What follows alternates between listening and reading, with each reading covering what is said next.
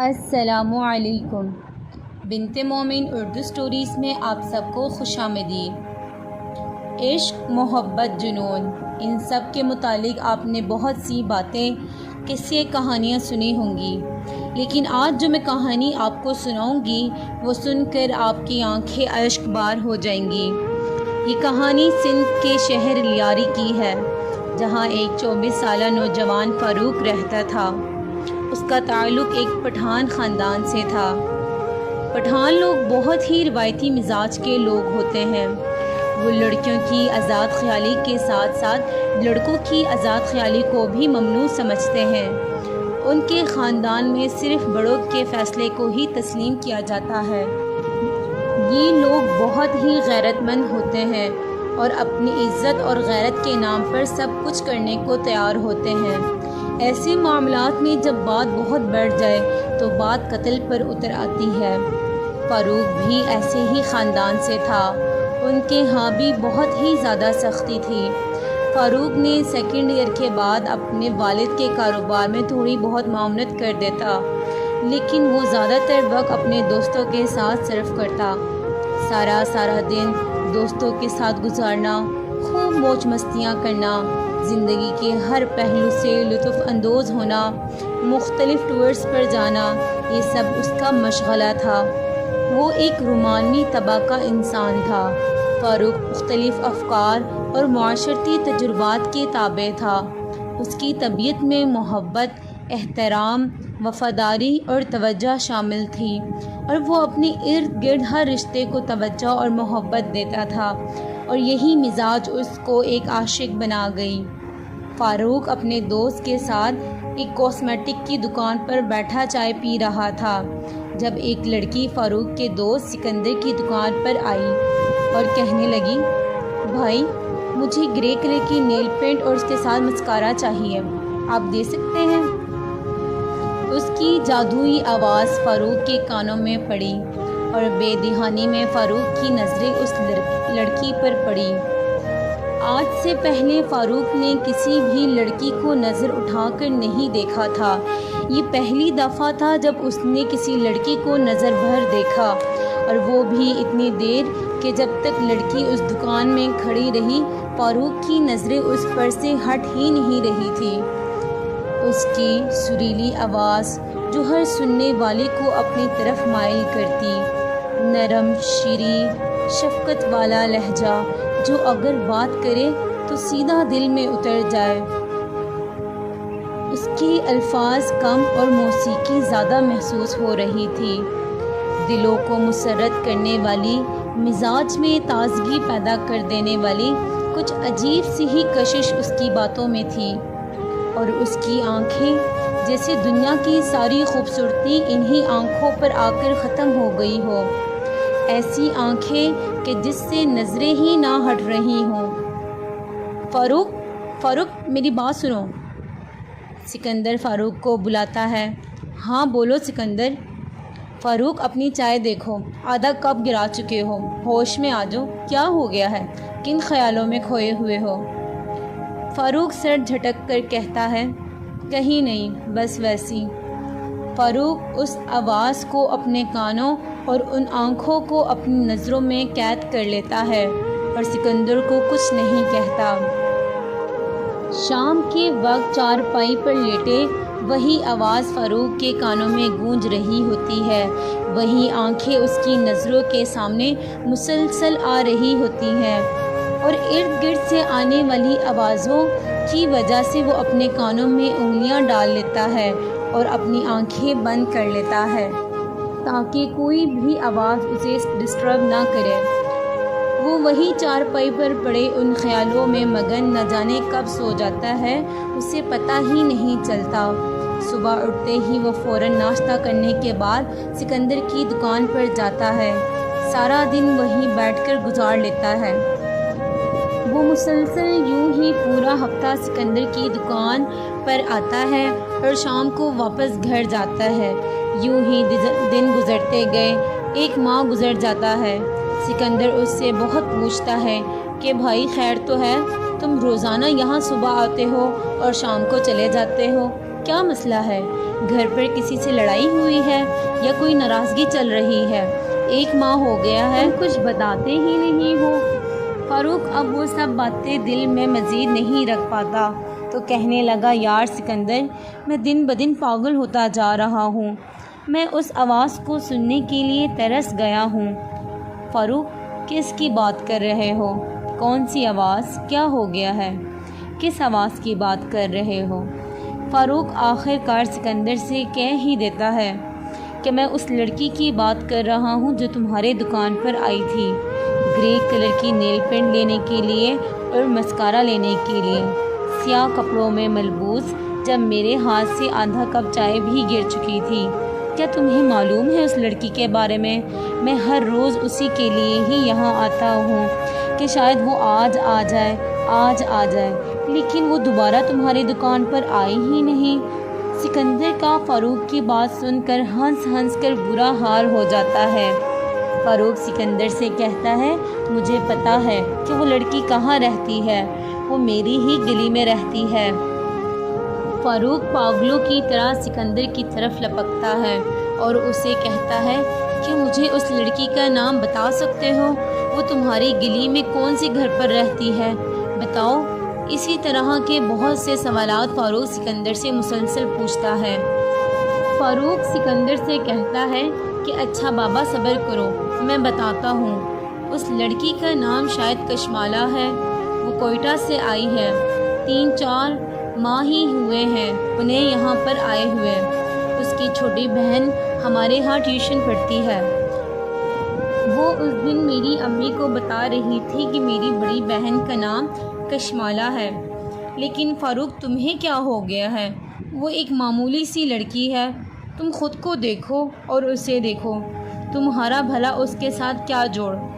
फ़ारूक सिकंदर से कहता है, सिकंदर, मोहब्बत की आंखें नहीं होती, ये एक कैफियत का नाम है, एक रग़बत जो आपको सामने वाले से होती है। अगर ऐसी बात होती तो अंधों को कभी भी मोहब्बत ना होती। सिकंदर कहता है, हाँ ठीक कहा तुमने फ़ारूक, लेकिन वो इतनी प्यारी तो नहीं कि तुम अब उसके लिए मरे जा रहे हो।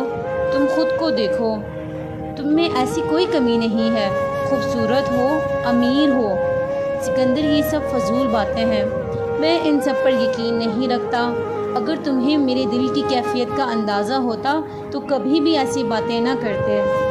सिकंदर फ़ारूक के कंधे पर हाथ रख कर कहता है, मैं समझ गया हूँ फ़ारूक, बताओ मैं तुम्हारे लिए क्या कर सकता हूँ। फ़ारूक सिकंदर से कहता है कि किसी तरह कशमाला से मेरी मुलाकात करा दो, दूर से ही सही, लेकिन मैं उसे देखना चाहता हूँ, सुनना चाहता हूँ। 2 दिनों बाद सिकंदर किसी तरह कशमाला को उसकी छोटी बहन के ज़रिए कॉस्मेटिक शॉप तक लाता है। उधर फ़ारूक कशमाला को देखते ही कशमाला के पास जाता है, उससे बात करने की कोशिश करता है। कशमाला को फ़ारूक की ये हरकत बहुत ही गैर मुनासिब लगती है, वो फ़ौरन वहाँ से चली जाती है। उधर कशमाला को उसकी छोटी फूफो देख लेती है, वो कशमाला की ही हम उम्र थी। घर जाकर उसकी फूफो गुल उसे साइड पर ले जाकर कहती है, कशमाला, बाज़ार में तुम्हारे साथ वो खूबसूरत लड़का कौन था? कशमाला बहुत घबरा जाती है, उसे बहुत डर लगता है कि फूफो कहीं अब्बू को ये सब ना बता दें। गुल कशमाला से कहती है, घबराओ नहीं कशमाला, मुझे बताओ, मैं तो तुम्हारी दोस्तों की तरह हूँ ना। कशमाला रोते हुए कहती है कि वो उस लड़के से उस बाज़ार में पहली दफ़ा मिली, वो उसे नहीं जानती कि वो कौन है और कहाँ से आया। वो उसे बताती है कि फ़ारूक उसके पास आकर उससे मोहब्बत का इजहार कर रहा था और वो घबरा कर वहाँ से फ़ौरन घर आई। वो अपनी फूफो को बताती है कि मुझे समझ नहीं आ रही उस लड़के ने मुझसे शादी की पेशकश क्यों की। कशमाला की फूफो गुल को बहुत ताज्जुब होता है। कशमाला उसे बताती है कि वो छोटी बहन के कहने पर वहाँ उस कॉस्मेटिक शॉप पर गई थी। गुल आयशा को बुलाकर उसे पूछती है। आयशा उसे कहती है कि सिकंदर ने उसे कशमाला को वहाँ लाने का कहा था। گل کشمالہ کو ساتھ لے کر اس کاسمیٹک شاپ پر جاتی ہے، وہاں سکندر اسے سارا واقعہ بتاتا ہے کہ اس لڑکے کا نام فاروق ہے اور وہ کشمالہ سے بہت محبت کرتا ہے، اس سے شادی کرنا چاہتا ہے۔ وہ ایک امیر خاندان سے ہے اور اس کا تعلق ایک پٹھان گھرانے سے ہے۔ گل یہ سن کر بہت خوش ہوتی ہے، اب وہ فاروق سے بھی ملنے کی چاہ رکھتی ہوتی ہے۔ اگلے ہی روز گل کشمالہ فاروق سے پارک میں ملنے کو جاتی ہے، سکندر بھی ان کے ساتھ ہوتا ہے۔ کشمالہ فاروق کی سنجیدگی کو دیکھتے ہوئے اس کے لیے مثبت خیالات کرنا شروع کر دیتی ہے، اب وہ بھی فاروق کو پسند کرنے لگتی ہے۔ آخر کرتی بھی کیوں نہ، خوبصورت ہونے کے ساتھ ساتھ وہ ایک امیر خاندان سے تھا، ساتھ ہی ساتھ وہ کشمالہ سے محبت بھی کرتا تھا۔ یہ ملاقاتیں یوں ہی چلتی رہیں، پہلے تو مہینوں میں 1-2 بار ہو جاتی، پھر ہفتوں اور پھر دنوں تک آ پہنچی تھی۔ کشمالہ اور گل گھر سے بہانہ کر کر نکلتی اور فاروق سے کبھی پارک تو کبھی ریسٹورنٹ میں ملتی۔ اب فاروق کی محبت عشق و جنون کی حد اختیار کر چکی تھی۔ ادھر فاروق کے والدین فاروق کے لیے رشتہ تلاش کرنے لگے۔ فاروق کو خبر پڑی تو اس نے والدین کو کشمالہ کے متعلق بتایا کہ وہ اس سے محبت کرتا ہے اور اسی سے ہی شادی کرے گا، اور اسے بتایا کہ وہ کوئٹہ سے ہے۔ فاروق کے ابو بہت سخت مزاج تھے، امی بھی ابو سے کم نہ تھی۔ بیٹے کی محبت پر پاؤں رکھتے ہوئے کہنے لگے کہ ہم صرف اپنے خاندان میں ہی تمہاری شادی کریں گے، باہر شادی نہیں کرا سکتے۔ اگر تمہیں اپنے خاندان میں کوئی پسند ہے تو بتاؤ، نہیں تو تم ہمارے پسند کی لڑکی سے ہی شادی کرو۔ فاروق نے پہلے تو بہت ہی زیادہ سمجھایا، ترلے ملتے کی کہ آپ میرے ساتھ ایسا نہ کریں، میں مر جاؤں گا، مجھے صرف کشمالہ سے ہی شادی کرنی ہے۔ جب اس کے والدین نہ مانے تو فاروق نے اپنی جان کی دھمکیاں دینا شروع کر دی۔ تنگ آ کر اس کی امی نے فاروق سے کہا کہ چلو ٹھیک ہے، ہم تمہارا رشتہ کر دیں گے، ہمیں اس کے گھر کا پتہ بتاؤ۔ فاروق یہ سب سن کر بہت ہی خوش ہو گیا، وہ پھولے نہیں سما رہا تھا۔ فاروق کی امی نے کشمالہ کے گھر جا کر خوب شور شرابہ کیا، کشمالہ کے والدین کی بہت ہی زیادہ بے عزتی کی کہ تم لوگ اپنی بیٹی کو نہیں سنبھال سکتے، یہ میرے بیٹے کے پیچھے پڑی ہوئی ہے۔ کشمالہ کے والدین تو اب تک فاروق سے بے خبر تھے۔ فاروق کی امی کے جاتے ہی انہوں نے کشمالہ کی خوب پٹائی کی، اسے خوب مارا اور پھر انہوں نے کشمالہ کو کوئٹہ بھیج دیا۔ 1-2 ماہ بعد وہ لوگ بھی وہاں سے کوئٹہ چلے گئے۔ ادھر فاروق کو جب اپنی امی کی ان سب کاموں کا پتہ چلا کہ انہوں نے کس قدر کشمالہ کے گھر والوں کی بے عزتی کی ہے تو فوراً امی کے پاس آ گیا۔ امی، آپ نے ایسا کیوں کیا؟ آپ لوگ چاہے جو مرضی کر لیں، میں صرف کشمالہ سے ہی شادی کروں گا۔ ادھر سکندر کے پاس جانے سے اسے پتہ چلا کہ کشمالہ کے والدین نے کشمالہ کو کوئٹہ بھیج دیا ہے۔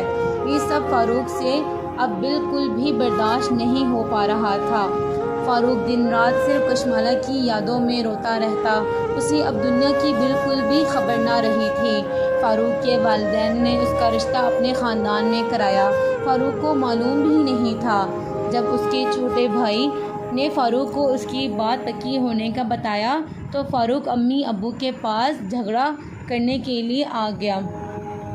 وہ ان دونوں سے خوب جھگڑا اور بہت ناراضگی ظاہر کی۔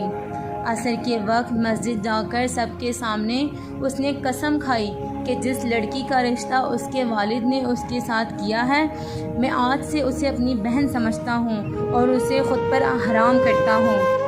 فاروق کے والد دراصل اس مسجد کے امام تھے، یہی وجہ تھی کہ اس نے مسجد جا کر ایسی حرکت کی۔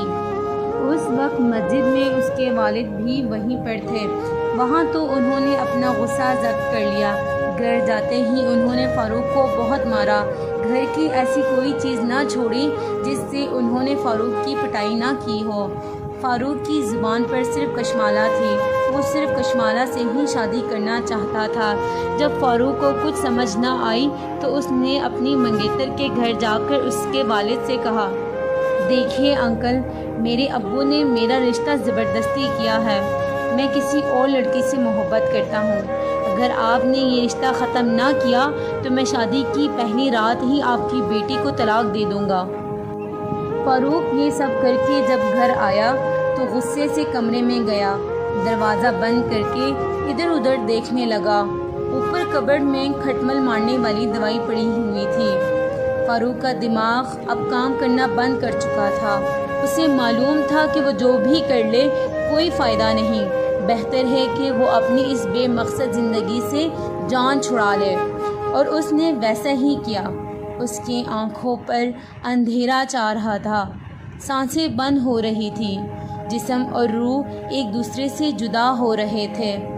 زندگی کا آخری لمحہ، وہ بند کمرہ، دروازے پر لگی کنڈی، زمین پر گری وہ کٹمل کی دوائی، ٹیبل پر رکھا فاروق کا چھوڑا ہوا پانی کا گلاس، وہ پانی جسے پینے کے لیے وہ تڑپ رہا تھا، اس کے جسم جو اب زمین پر گر چکا تھا۔ فاروق اب ہاسپٹل کے کسی کمرے میں بے جان و بے حرکت پڑا ہوا تھا۔ اس کی آنکھیں اب آہستہ آہستہ کھل رہی تھیں۔ وہ زندہ تھا۔ ہسپتال میں صرف اس کا دوست سکندر اس کے پاس تھا۔ ایک دو دن بعد جب فاروق کسی حد تک ٹھیک ہوا تو سکندر نے اسے بتایا کہ کشمالہ کی فیملی کوئٹہ جا چکی ہے، اب وہ لوگ یہاں نہیں رہتے، وہ آخری امید بھی اب ختم ہو چکی ہے، اور وہ سمت جو تم نے کشمالہ کو دی تھی وہ جاتے ہوئے گل مجھے پکڑا کر گئی ہے، یہ کہتے ہوئے کہ کشمالہ کی شادی ہو گئی ہے، اب اس سم کو کوئٹہ لے جانے کا کوئی فائدہ نہیں۔ یہ سب فاروق کے لیے بہت درد اور تکلیف دہ تھا۔ فاروق صحت مند ہو کر جب گھر گیا تو اس کے والدین کا رویہ اس کی اس حرکت پر خاص اچھا نہیں تھا۔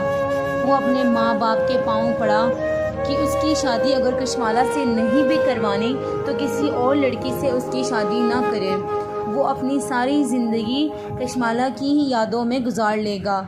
لیکن فاروق کے والدین رشتہ والوں کو زبان دے چکے تھے، وہ اب اپنی زبان سے نہیں ہٹ سکتے تھے۔ اس کی امی نے فاروق سے کہا، بس کر دو فاروق، کوئی کسی کے لیے نہیں مرتا، جب ایک بار تمہاری شادی ہو جائے تو ایسی ہزاروں کشمالوں کو تم بھول جاؤ گے، یہ سب تمہاری ضد ہے، چھوڑ دو اپنی ضد، اب سعدیہ سے شادی کر لو، بہت اچھی لڑکی ہے، تم ہمیشہ اس کے ساتھ خوش رہو گے۔ فاروق کسی کی بات کو نہیں سنتا، اس کی بات صرف کشمالہ پر ہی آ کر ختم ہوتی۔ اس کی بار فاروق اپنے آپ کو کمرے میں بند کر لیتا ہے، پورے 15-20 دن وہیں بھوکا پیاسا اسی کمرے میں بند رہتا ہے کہ شاید اس کی اس حالت کو دیکھتے ہوئے اس کے ماں باپ کو ترس آ جائے، اس پر رحم آ جائے، لیکن فاروق کے والدین ٹس سے مس نہیں ہو رہے تھے، وہ اپنی ضد پر ہی قائم تھے۔ فاروق کے والدین آخر کار فاروق کی شادی یہ کہہ کر دیتے ہیں کہ وہ کشمالہ سے اس کی شادی کرا دیں گے، لیکن ابھی وہ سعدیہ سے ان کے کہنے پر شادی کر لے اور ان کی عزت رکھ لے۔ فاروق یہ سنتے ہی بہت خوش ہو جاتا ہے، اس کو تو جیسے دوبارہ زندگی مل جاتی ہے۔ وہ خوشی خوشی سعدیہ سے نکاح کر لیتا ہے اور اپنی کھائی گئی تمام قسمیں بھول جاتا ہے، لیکن وہ اب بھی اسے ایک بیوی کی نظر سے نہیں دیکھتا۔ ایک ہفتے بعد ہی وہ اپنی امی سے کشمالہ کے متعلق پوچھتا ہے۔ فاروق کے ابو بھی وہیں کھڑے ہوتے ہیں، وہ فاروق کی بات سن لیتے ہیں اور وہ دونوں فاروق پر بہت غصہ کرتے ہیں کہ بس کر دو فاروق، اب سعدیہ ہی تمہاری بیوی ہے، وہ سب ہم نے اس لیے کہا کہ تم سعدیہ سے شادی کرنے کے لیے راضی ہو جاؤ، اور کوئی بات نہ تھی۔ فاروق پر تو جیسے آسمان ٹوٹ کر گر جاتا ہے۔ شادی کے 1 ماہ بعد جب صبح سارے اٹھتے ہیں تو ڈریسنگ ٹیبل پر طلاق کے کاغذات پڑے ہوتے ہیں۔ فاروق گھر میں کہیں بھی نہیں ہوتا، سعدیہ اسے ہر جگہ ڈھونڈتی ہے، گھر والے بھی اسے پورے گھر میں ڈھونڈتے ہیں، لیکن اس کا کچھ پتہ نہیں ہوتا۔ فاروق کے والد نے فاروق کو ہر جگہ ڈھونڈا، ایسی کوئی گلی، کوئی ہسپتال، کوئی شہر نہیں چھوڑا جہاں انہوں نے فاروق کو نہ ڈھونڈا ہو، لیکن فاروق کا کوئی پتہ نہیں۔ اب فاروق اس دنیا میں شاید نہ رہا تھا، لیکن اپنی چھاپ لوگوں کے ذہنوں میں چھوڑ گیا۔ فاروق کو نہ جانے آسمان اٹھا گیا یا زمین نکل گئی، لیکن فاروق کا اب کچھ پتہ نہ تھا۔ کہا جاتا ہے کہ فاروق نے کشمالہ سے چھپ کر نکاح کر لیا تھا۔ جب اسے کشمالہ کی شادی کی خبر ملی تو اس سے یہ سب برداشت نہ ہوا، اور اس بات کے غم میں اس نے سمندر میں کود کر خودکشی کر لی۔